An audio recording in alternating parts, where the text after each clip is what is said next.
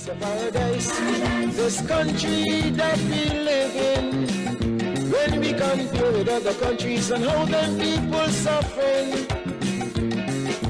things could be worse. We must agree that we Belgians really making the best country. Hi, Pamela. We love you, Pamela. Hi, Pamela. Hello, ni hao, Barbados. My name is Pamela Standford, and I'm a Barbadian living right here in China. Yes, China, you heard it correctly. I've been living here about 3 years now, and I'm teaching English at a vocational and high school here in the south of China in a city called Shenzhen. Shenzhen is right next door to Hong Kong. I would say that I am living my best life. You know, I teach at a public school here. I live in a free apartment paid by the school. They're paying all the utility bills. You know, only thing I have to do is buy food. I travel. You know, I get to see the world. You know, what more can I ask for? You know, my school schedule is very light, so sometimes I work 3-4 days a week, and that's it. And my particular school, I have no office hours, so I only go to school when I have classes. My dad would always tell me that I love to give the airlines all my money. So I decided, you know, I had to find something to make back the money I'm spending on traveling to more satisfy him than myself. You know, so I started to bring in clothes, shoes, accessories, and I would sell them from the trunk of my car. And that allowed me to, you know, still have my passion of traveling, and also, you know, to make back some money to help, you know, satisfy my dad complaining all the time. Growing up in Barbados, we have, and I guess most people can relate to this, that we have parents who want us to go to school, get a good job. You know, everybody wants to become, all your parents want you to become a lawyer, a doctor, or something like that. You know, and I find that they never really push you into owning your own businesses. People see this as a risk, but I love it. Actually, I'm probably the only entrepreneur in my family. And I left Barbados just for, you know, a short time, and I moved to Anguilla for 3 months. Then I came back to Barbados after that 3 months, and I found that in Barbados I could not find a job. I started to recruit for jobs here in Shenzhen, and I told God this is where I wanted to be. Lo and behold, I was introduced to this recruiter, which is a government agency in Shenzhen, and you know, he interviewed me. He told me he never heard about my country before. And one thing I must also add is that you're coming here to teach English as a foreign language. You must have a neutral accent.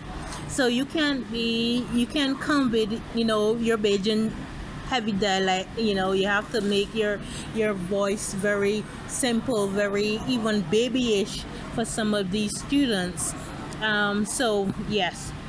So he told me he never heard about Barbados before. So I asked him, have you ever heard of Rihanna? He said, yes, of course, she's my girl. I said, well, she's from my country. He said, oh, really? And I was immediately hired. So I must give a big shout out to Rihanna out there. So thank you. Your name actually got me the job. Some of my students love Rihanna as well. So they're always singing her music and dancing to it. So I really enjoy promoting my country. I really enjoy going around and talking about my country. So it was time to tell my family that I am leaving them behind and I'm going to China. You see the reaction of my, especially mother. What? You're not going to China? No, you're not going. I said, yes, I'm going. Actually, no one believed me. I don't even think that my church sisters and brothers at that Salvation Army Church, they believed that I was going to China. No one believed that I was going to China. But I bought my ticket.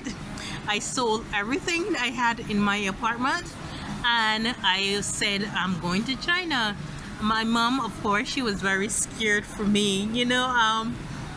You're 30, 40 years old, and your parents still baby you, and it's understandable for parents. But my mom is someone that would always encourage us to, be who we want to be.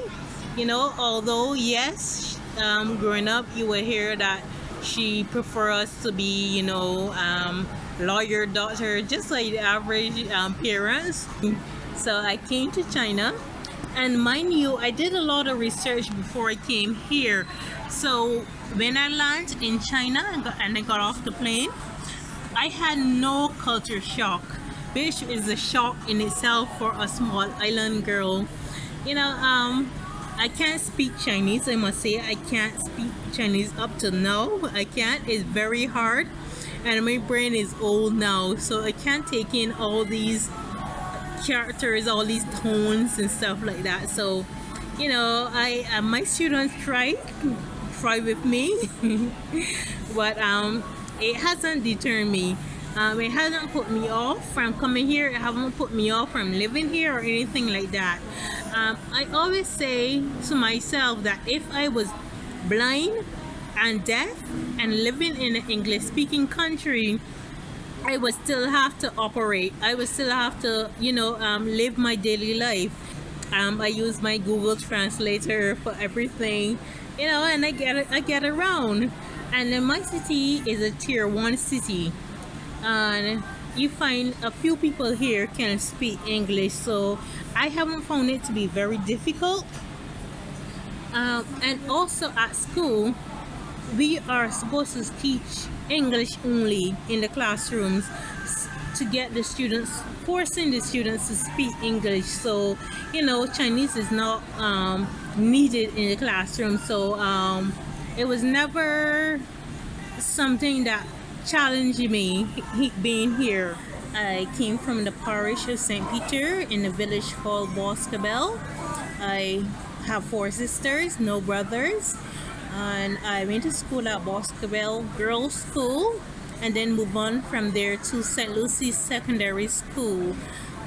From St. Lucy's Secondary School, I went to University of the West Indies, where I studied marketing and management. Do you know that although our island is very small, our passport is very strong? So most of these countries I've been to have been visa-free for me. For example, to come here in China as a tourist, we don't need a visa. To go to Hong Kong, Barbadians don't need a visa. To go to the Philippines, you don't need a visa. Japan, Singapore, Malaysia, South Korea, you don't need a visa. So there's nothing stopping you from coming to Asia.